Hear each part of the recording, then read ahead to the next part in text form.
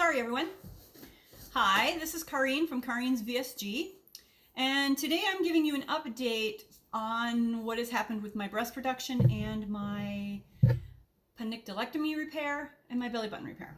Okay, so I don't even remember the last time I videoed, but here, I'm going to make you guys straight and try not to have it wobbling. I don't want you to get seasick.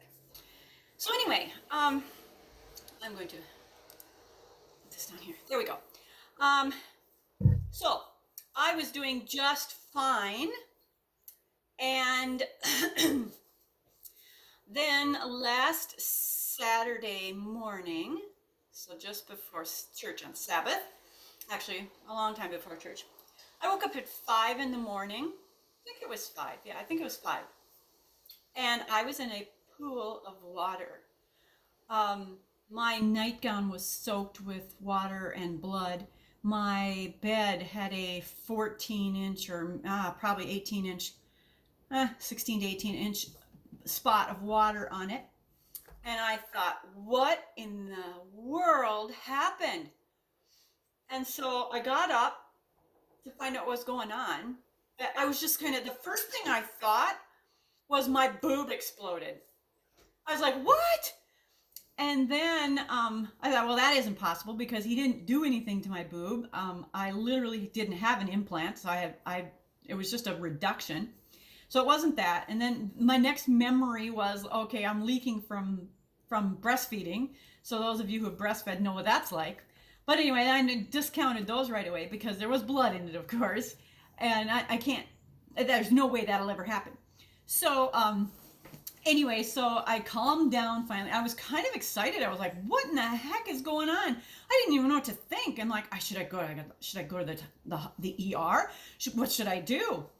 So I got up and I cleaned it up. My husband was still sleeping, so I just put a towel underneath. Thankfully, I bought a waterproof, what do they call them? A waterproof mattress cover. There we go. Thank goodness for that, because the mattresses did not get wet. Just that waterproof cover. So, and my husband was like, it was like, it's not a big deal. I'm like, oh, what do you mean it's not a big deal? So I went in the bathroom, and I looked, and the stitches under my right breast all popped out. Right at that T, where they make the T. So I had that much that was open, and then probably about that much on top of that. So probably a 1/4 inch to a 1/2 inch going up, and then probably an inch sideways. And I was like, what am I supposed to do? And then this always seems to happen on a Saturday or on a weekend. I don't know what's going on. The last time I went to the ER was on a weekend. And it's just like, so there's nobody to call. So I called Essentia Health finally, and then they connected me with a nurse in Duluth. And he said, this is common. This does happen. And I'm like, so what am I supposed to do about it? And he says, what you do is you just put a pad over it and make sure you're, because, it's water coming out of my breast. There was a lot of water. A lot of water that came out of my breast. And there was still water leaking out of my breast. I probably should have had a drain. They never put a drain in me. So anyway, so I did that. I put what I had here. I had a roll of gauze that I put on. And then I taped it down with a bandage. And then he told me to just do that until Monday and then come in Monday to have it restitched. Well, what he didn't know is they don't restitch them. Very rarely do they restitch them, if ever. So I'm like, oh, great. So now I'm going to have this open draining hole. So I took care of it. I actually went and bought new stuff on Saturday afternoon because I had to. I was running out of stuff. Excuse me, I got to get some water. So I went and got some new stuff, and I was using that. I bought the really big bandage, about that big, had a nice big thing on it. Attached that down there. I bought some of that paper tape and put on the edges so that nothing was leaking out there because it was getting on my clothes. And I just felt uncomfortable, knowing there was a big hole down there, and I was infection. So the first thing I did was put Melaleuca on, which is good for infections, but it stung. So I didn't want to use that anymore. And so then, so I bought some betadine or betadine, whatever they call it, because he suggested I get some betadine and some pads. So I got some pads 3x3 pads, and I got betadine, and then the tape, and then these big bandages, and I just put it on there. And I wanted the big bandages because it didn't leak through onto my clothes. Well, so I did that Saturday night, Sunday, all day. Monday I called. They were not freaked out about it. And I'm like, what am I supposed to do? I've got this stuff. What am I supposed to do? So they didn't really want to see me. And I was like, no, I want you to see this. This is open an inch. And so they said, so they scheduled me an appointment for Tuesday to see not my surgeon, but the one that's training underneath my surgeon. Her name is Hillary. She's wonderful. She's done things on virtual visits with me.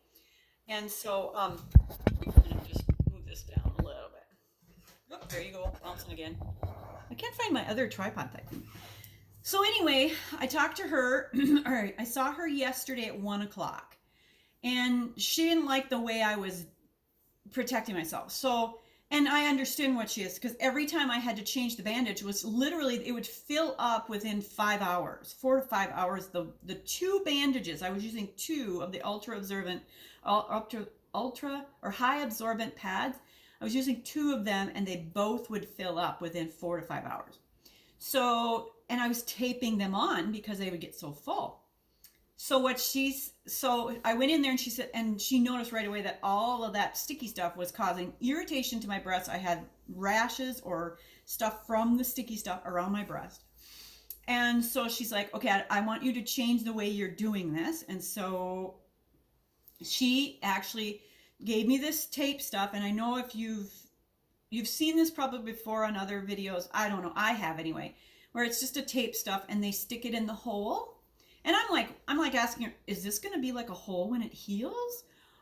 Is this going to give me a bad scar? And she's like, no, it'll fill in. It'll just be a scar there, but it'll fill in. And I'm like, well, there was going to be a scar there anyway, so it's like no big deal. I was like, does this keep it from healing? And she's like, no. So what she did is she soaks it with saline, she sticks it in the hole with a Q-tip, the end of a Q-tip actually, the wooden ones, because you can't do it with the Q-tips because it sticks to the tape and then it pulls right back. So anyway, so she showed me how she did it, and she says, I want you to do this twice a day. So when I get up in the morning and before I go to bed at night. So last night I did it for the first time, and it was okay. It seemed to work, and granted, it is probably slowing down a little bit, but literally when I would take the bandages off, like yesterday morning when I took the bandages off that I was doing, the water would leak right down my stomach. So it was that wet. So anyway, so this morning I got up and I did it again, and it's uncomfortable, but it doesn't hurt. I don't have any pain down there. But I was really concerned about infection, and so she gave me saline, she gave me these strips, she gave me new pads, which are like, they're called stomach pads, but they're longer, and then I have to cut them in half, and I have to use two of those. And then she says, I don't want you to use tape, I want you to use your sports bra or something. So of course I had to wash my sports bra, so this morning I'm wearing the thing that they gave me in the hospital when I came home, so this thing here. So, and I just added some cups that I had in the house. So anyway, so that's what I'm wearing right now, and it's like a Velcro thing right here, and then it goes up and over. So I'm wearing that until I get because I bought a beautiful sports bra from Amazon that's got a zipper up the front and everything, and I really like it, and it holds it in really well, and then I don't have to use the tape. So anyway, so I've got this hole, probably that big, underneath my right breast that's going to take a couple weeks to heal and to grow in. And I was just like, I had no idea this would happen. Then I said to her, I says, will this happen on this side? And she says, well, it could, but it most likely won't. I mean, it's healing okay. So I was just like, I don't want it to happen on both sides. So I'm hoping that it does not happen on both sides. And I'm pretty sure it won't. I'm trying to make sure this doesn't play. Anyway, so that's what's going on. So my daughter went with me yesterday to Duluth because they wanted to do a little bit of school shopping, and they were going to do it here in town anyway. And so she decided to go with me. So I dropped them off at the mall on my way to my appointment, and then I picked them up at the mall. I went to Barnes & Noble and got some art books, some painting books, or catalogs. I mean magazines. Oh, can't talk today. magazines, and then we left and we went over to Kohl's, and I haven't been to Kohl's since, okay, my grandson is 13. He'll be 14 in November. So he was 13, and my daughter was married 2 years before that, and 2 years before that. And so I went to Kohl's 15 years ago to pick up a suit for my son for my daughter's wedding. So I just don't go to these places. I just don't. I never had, I mean, I've been to Kohl's down in Brainerd, but I have not been to the one in Duluth before. I mean, since then. So we went we went there and we found some really cute clothes for the girls, and we had some fun shopping with the girls, but they had to be back here for hockey by 5:30. So we headed back. We got back about 5, and then I had my youngest granddaughter until mom came back at I think it was close to 8 o'clock. So she was really tired and I was really tired. And then today I was going to go up and get my granddaughter that lives further away from me, because I just want to spend some time with her. I don't get to do that. And you don't really get to know somebody or your grandkids unless you spend some time with them. And we don't live close by. So it's not like I get to know them like up there that I know like the ones here. And I kind of miss that. And so I wanted her to come here, and I was going to go get her today. But with this thing going on, and then some issues that my daughter up there was having, I decided that next week would probably be a better time for her to come down here. Now, my other granddaughters are actually starting school this coming Monday. But I think that's going to be okay, because my granddaughter from up there, she and I can spend time together during the day. And then if they want to come over in the evening, then they can come over and play in the evening. Because I know if they come over and they're with her, I won't get to be with her because they go off and play, which is totally, totally normal. I totally get that. But I really just want some one-on-one time with my granddaughter. And I'm thinking that I'm going to set it up so that she can help make her own skirt. I have fabric here up the yin-yang. And I got to thinking, it's not hard to make a little skirt for a little girl. And if she could make her own skirt, I think that would be awesome. And so I'm going to set up the sewing machine, and I bought some really wide banded elastic to put in the elastic for her. But I think that would make her feel really good if she could make her own skirt. And so we'll have some one-on-one time, and then maybe we'll do some other stuff too. We'll walk down and maybe get a shake or something. And so I just want to spend some time with her. I'd like to do that with all of my grandchildren up there. Of course, Shelby's a little young. She's only a year and a half. But eventually, it would be fun to spend one-on-one time with my grandkids and get to know who they are without all of the other kids around, without all of the other grandkids around. Just one-on-one time. And we don't get to do that because of where we live and where they live. And so I just want to do that. And that's going to be exciting for me. I mean, it's just a couple days. I understand that kids that are away from home, they miss their mom and dad. So if they get lonely, we'll just go take them back. But I just think it's good. And my granddaughter up there is 7. I think she's old enough to handle a couple days with Oma. And we'll have some fun here and do some fun stuff. And I would have loved to have had her yesterday doing school shopping with us. But I don't quite know what she likes or what exactly fits her or looks good on her. So I didn't dare buy anything. There was this one really cute dress that I thought would be beautiful on her. But I was like, no, she should be here. I would like her to choose her own clothes.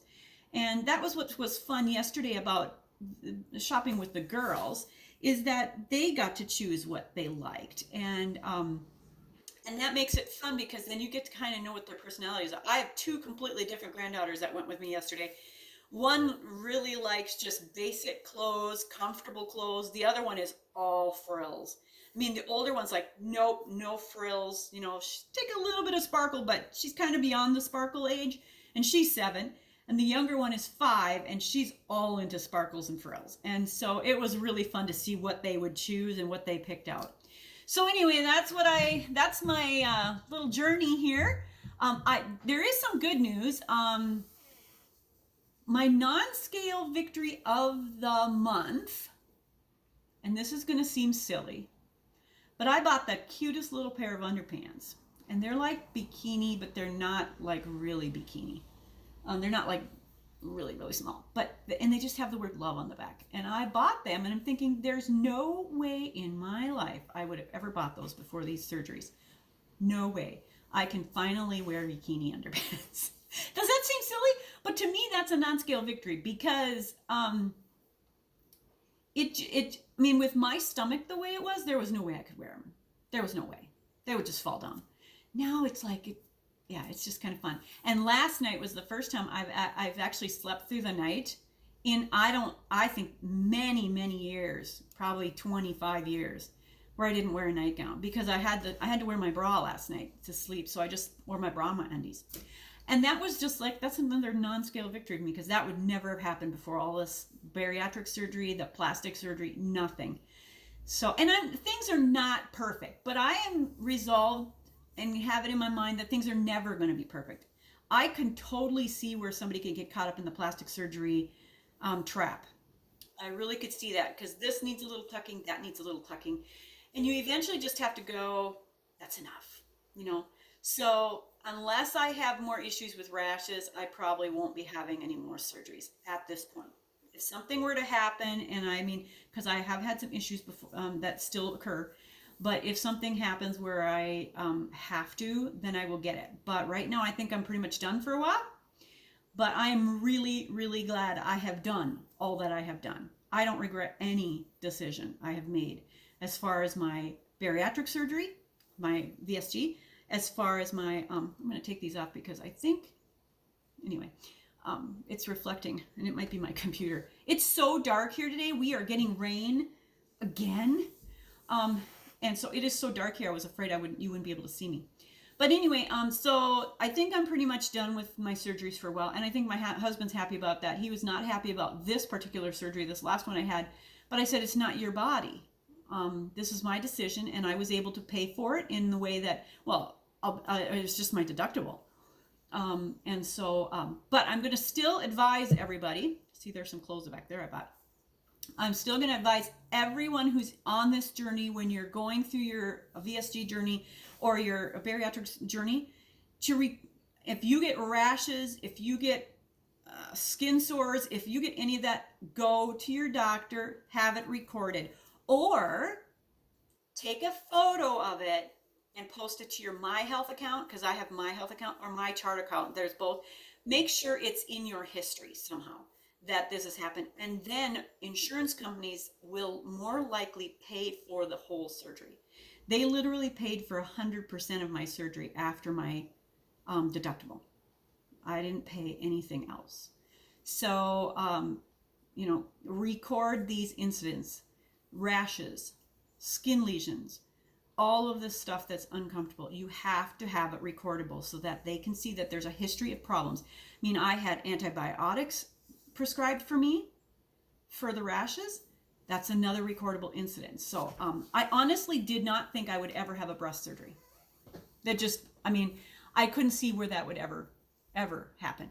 But I did, because I had recordable incidents of rashes under my breasts. And so now my doctor told me that my insurance company required a minimum of 400 cc's or minimum of 385 cc's removed from the breast. So if you're smaller than that, then you may not be able to do it. But if you're bigger than that, then it's totally possible. I thought I was going to be bigger, but as the swelling goes down, I'm realizing that I'm going to be a lot smaller, so I'll have to be resizing myself here, I'm sure. But anyway, I'm so glad I did it. And I am so glad, once again, to see all of those who have had these surgeries and have been having these journeys and posting them on Facebook coming back. It's almost like school has returned.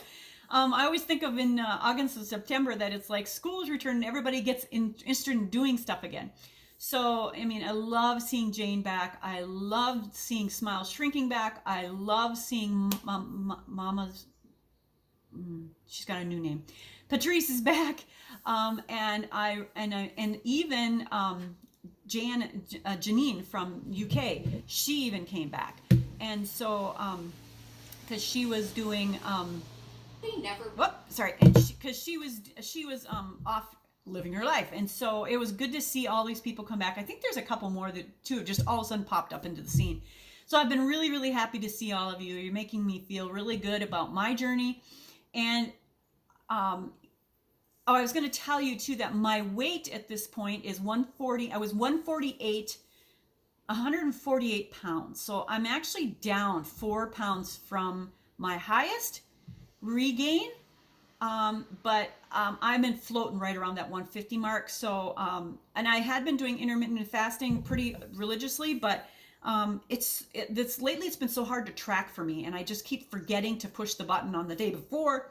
And so, yeah, so I'm going to try to get back on that thing because I think it really does make me feel better. I actually prefer not to eat, to be honest, and which is a danger, but there's times when I get really hungry, and that's usually late or mid-afternoon is when I start feeling hungry.